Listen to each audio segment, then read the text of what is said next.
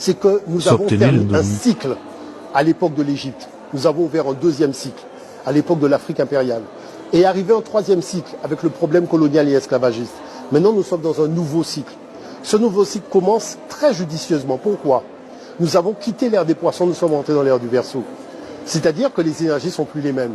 Moi, j'avais dit, ça fait 5 ans que je dis, que ce que la France a fait en Afrique, elle ne pourra plus le faire. On me dit pourquoi? Parce que l'ère du Verseau, ce n'est pas les énergies de l'ère des poissons. L'ère des poissons, c'était une énergie très basse, donc qui permettait aux bas instincts humains de se métastaser sur le territoire terrestre. Mais l'ère du Verseau, tout a changé.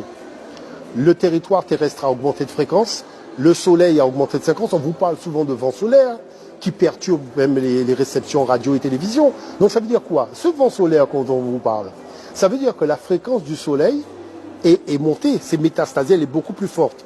Donc quand elle irradie la Terre, elle fait encore monter la fréquence de la Terre.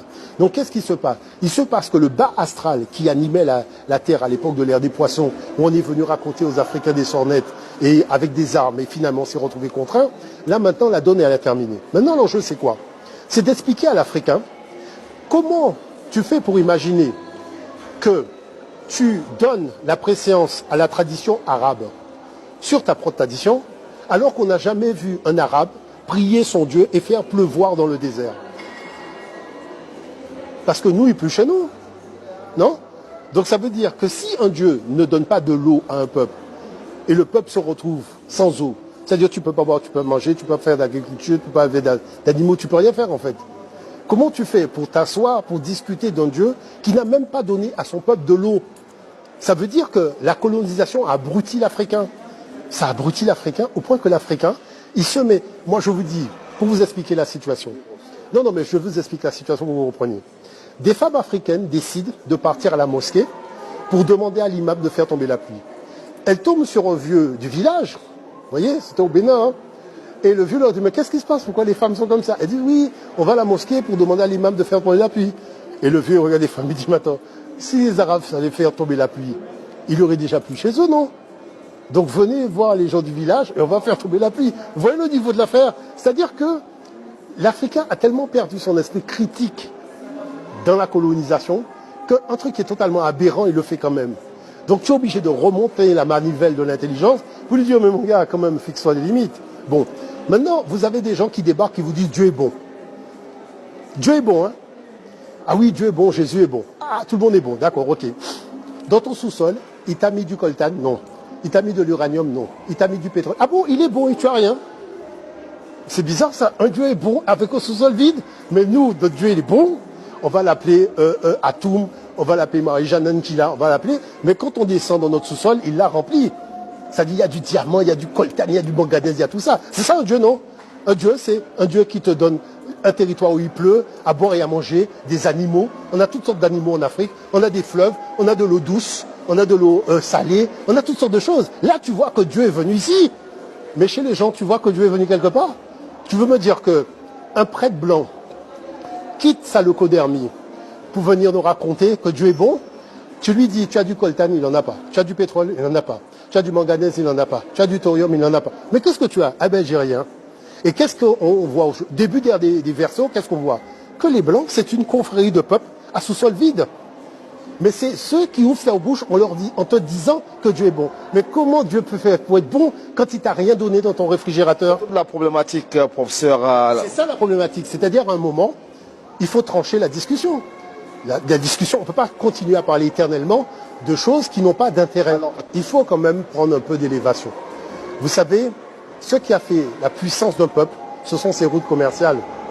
Regardez à travers l'histoire, un peuple qui n'avait pas de route commerciale au départ, n'avait rien, et il se bat pour avoir ses routes commerciales, développer une économie en relation avec d'autres, et c'est là qu'il commence à être puissant. Vous êtes pour une coopération déjà entre les pays africains? Bien sûr, parce que regardez, les Européens, ils allaient où? Ils allaient nulle part.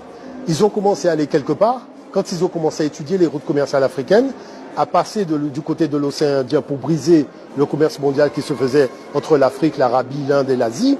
Et à partir de ce moment-là, avec la canonnière, puisqu'il faut le dire clairement, c'est avec la canonnière qu'ils ont canonné tout le monde, y compris les Turcs qui étaient là, et ils ont pris la main sur le marché mondial et ils ont créé leur route.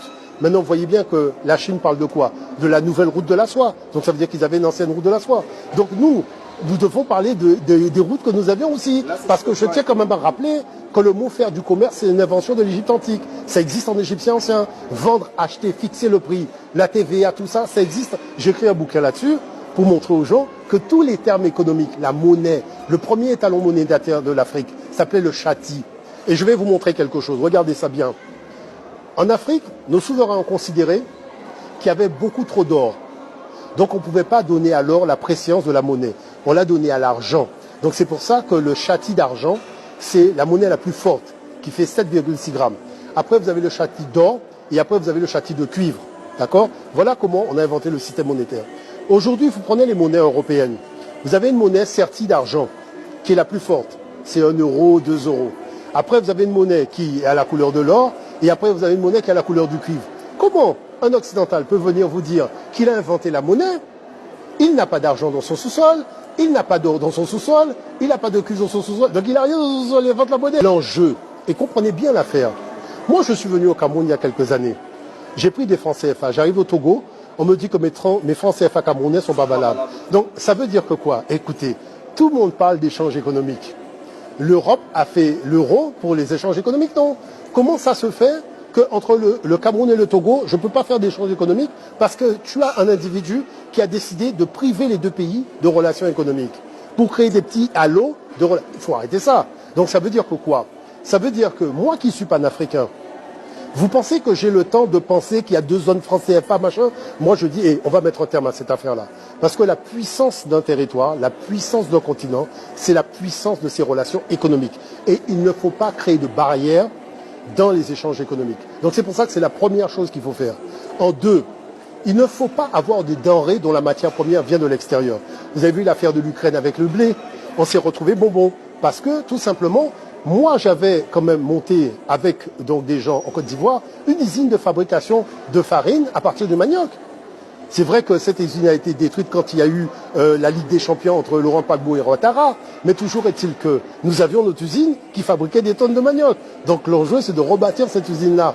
La chose, c'est qu'il faut arrêter de produire avec des choses qui viennent de l'extérieur quand c'est une matière première principale. Avec le manioc, on fait de la farine. Avec l'igname, on fait de la farine. Il y a beaucoup de choses avec lesquelles on peut faire de la farine. Et ce n'est pas de l'espace qui manque. Mais l'avantage de tout cela, c'est qu'on peut faire des gâteaux, on peut faire des crêpes, on peut faire beaucoup de choses. Nous, on a fait un test. On a pris la farine de manioc. Nous sommes allés dans la fête des étudiants de la Maison des Mines à Paris. On leur a dit, on prend en charge tout ce qui est restauration et compagnie. On a tout fait à base de farine de manioc.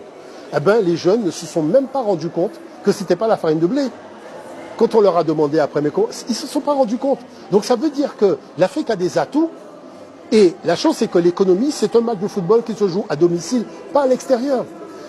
La troisième chose que je dirais, qui est très importante, le monde noir a tendance à croire que prendre une franchise américaine et l'implanter chez vous, c'est faire de l'économie. Une franchise ne sera jamais de l'économie. Il faut que ça soit dit. On ment aux enfants dans les instituts de formation économique, dans les formations professionnelles. Parce que quel est l'enjeu? Comme ils sont financés par des multinationales pour certains, donc ça veut dire qu'on prépare l'enfant à travailler chez Coca-Cola. Ça veut dire que depuis que tu es né, tu vas à l'école pour travailler pour Coca-Cola. Et le BISAP qu'on a chez nous, on en fait quoi? On doit utiliser notre BISAP pour faire une puissance économique, pour l'imposer. Moi, je vous donne encore un autre exemple. Parce que tout le monde parle. Comment vous faites pour imaginer que nous, les Noirs, nous sommes par excellence reconnus pour nos performances sportives? D'accord? Et le Noir qui s'est entraîné, il va à McDonald's. Pourquoi on n'a pas une chaîne de restauration qui est basée sur des nutriments sportifs permettant à tous les jeunes qui sont en Afrique et ceux qui sont à l'extérieur, en Angleterre et compagnie, de venir dans notre chaîne où on fabrique nos choses à partir de notre attiéké, de notre manioc, d'avoir des aliments, des boissons, plus des huiles essentielles et des plantes médicinales, qui permet à ce sportif qui a fait sa petite course le matin et qui veut se régénérer, il s'assied dans notre restaurant diététique et sportif, mais financé par les joueurs de football. Vous pensez que nos joueurs de football n'ont pas les moyens de faire? Mais bien sûr qu'ils ont les moyens de le faire. Donc disons à cette intelligence africaine qui existe, parce que ce n'est pas une utopie, agissons pour avoir une chaîne de restaurants mondiale destinée aux sportifs, en utilisant tout notre savoir-faire sur les plantes, les huiles, les jus et tout ça, de manière à faire en sorte que peu importe le sport fabriqué par la personne, Elle sait que quand elle veut se reposer, se régénérer, se faire masser, elle peut venir dans cette chaîne de restauration.